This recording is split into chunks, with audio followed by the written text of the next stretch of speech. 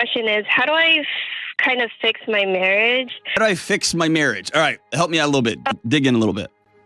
Yeah, so basically I've been married for 3 years and with my husband for about 8, almost 9. And he's just frustrated and, you know, we've been having a lot of fights lately. And he's just like, I'm just sick and tired of you. So, like, you got to fix yourself. I don't know how, but, you know, get therapy, do something. And I'm like, okay. I would say in the manual that I got of things to not say when you're married, you need to fix yourself was one of those lines. Okay, so he's not on the phone with us. And so all I can talk to is you. And so I don't want this call to be all about him. Tell me what's happened in your marriage. Tell me what's happened in your marriage the last 3 years. So when we first got married, the pandemic hit, and then we were, it was great. And then after that, we were pregnant, and then now I have a 1-year-old baby girl. So I know he's stressed out, but then he also kind of made a side business during the pandemic, and he's also working a full-time job. It's just expensive to live in San Diego. But, no question about it. No question about it. But what does that have to do with I'm sick of you? You need to fix yourself. So basically, our fights are very repetitive, and when we got together, I gave him a list of what I want. So what I wanted was, okay. Did you just hand him the Spice Girl lyrics? You gave him a list of what I want. Well, that's incredible. When we were, I guess, courting, we were, date to marry, and that's what I wanted. I was like, I'm looking for a husband. I'm being real. I'm like, I'm not getting any younger. You're not getting any younger. So, like, is this for real? And my list was basically like, okay, my goal, and this is, I was dreaming with him, and I would say... Doesn't sound like you were dreaming with him. It sounds like you were telling him what he was going to do to be a part of your dream. He asked, so I said, okay. I know, but this is going to play, I can already tell, this is going to play into what I think your next steps are going to be, but I want you to own that. Mm-hmm. Yeah. This was less about us dreaming about a future together, and this was more about you handed him a list of the things that you want.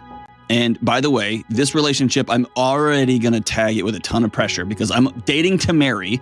I'm renting to own, right? I'm in this thing. I will only go out with you with an end in mind, not to get to know you, not just to find out who you are, you are a means to a thing I'm going to do. Is that fair? Yeah, that's pretty fair. And then you handed him the list. You should frame this list and you hand him the list. Okay. And so what was on this list? So basically I just wanted like a partner that was, I guess, beside me. When I say beside me, is this, I wanted us to be like a power couple, constantly on our A game, constantly getting better, improving ourselves, and then also staying in communication of like what we wanted, and just, how I always see, successful marriages. I just wanted to be one of those, and that's what I told him. And I was like, I want us to keep dating. I want us to constantly, be a positive couple for also like our kids, because, both of our parents are divorced and we didn't want that.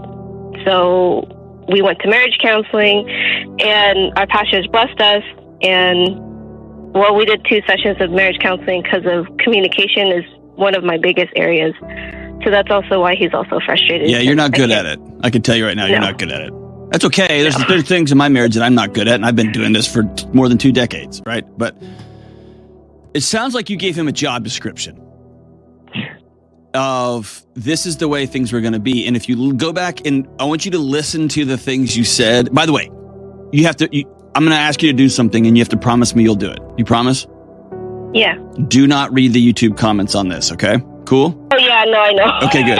So, I do social media, so I don't. Okay, so listen, I believe with all my heart that you are coming at this with the best of intentions. You lived through hell as a kid. He did too. Yeah. And you have come to a place where that will not happen again. And the way it won't happen again is I'm going to control every variable moving forward. Correct? Yeah. Yeah. And so I bet you're a joy first-time new mom too, right? Incredible. And so I'm going to control every variable because I will not get hurt again. And so you end up hiring a husband.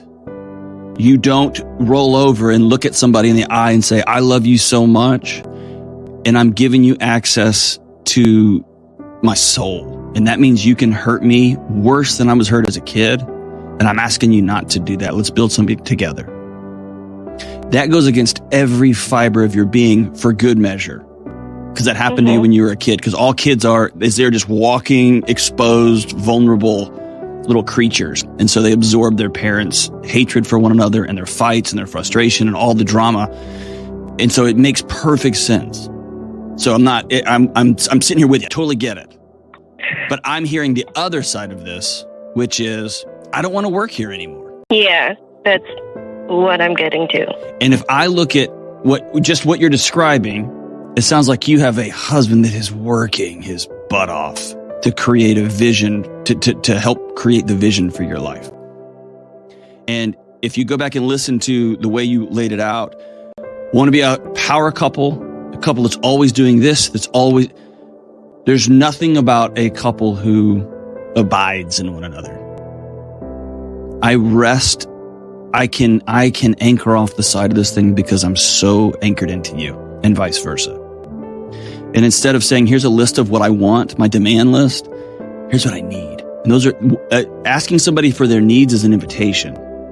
Asking someone to do what you want, that's a totally different proposition. You know what I'm saying? Yeah, I hear you. My boss tells me what I will do. My wife asks me, hey, here's what I need. Will you be a part of this? And one of those is exhausting. You've worked for bosses like that. It's exhausting. I wanted it like this. I wanted it like this. This is who our company, we're going to do this. We're going to make this much money. It's just like, all right, dude. All right, cool. I need a break. Yeah, that sounds about right. Does that make sense? Yeah, he's just frustrated because I didn't meet that expectation that I set. No, it's not why he's frustrated. It's frustrated because he loves you and you won't let him in. He's frustrated because as soon as he starts moving close, you push his buttons so hard and you will nag and complain him to death, right? Am I wrong? Tell me if I'm wrong. Which is funny. I don't nag at him. Surprisingly, I don't nag. Okay, so you might not nag, but it could be worse because nagging is just little bitty drops, right? Like I'm just sprinkling every minute of every day. That'll kill somebody. But so will just letting it all build up until you blast them with a fire hose. The water amount is the same. That's true. Okay. Okay. Listen to me carefully. The issues that y'all are dealing with are not the problem. Okay. The issues are setting off automated responses that have been guiding your life for years. You will not get the marriage. You will get the marriage you want by completely letting go and say, I love you till the end of time when you love me back.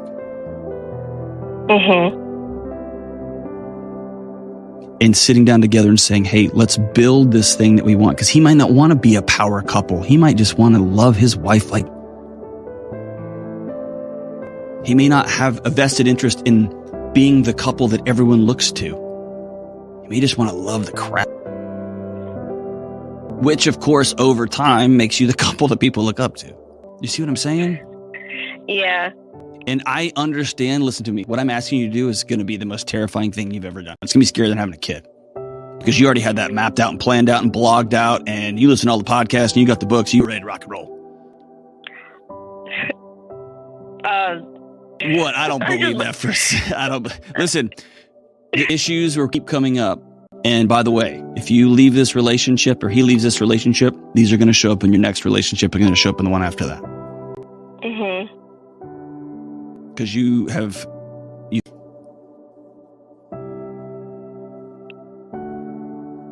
body's still trying to ask what was so bad about you that mom and dad split up. And you're going to show the world how freaking perfect you are. And you're not. He's not either. And that's what makes it the whole thing incredible.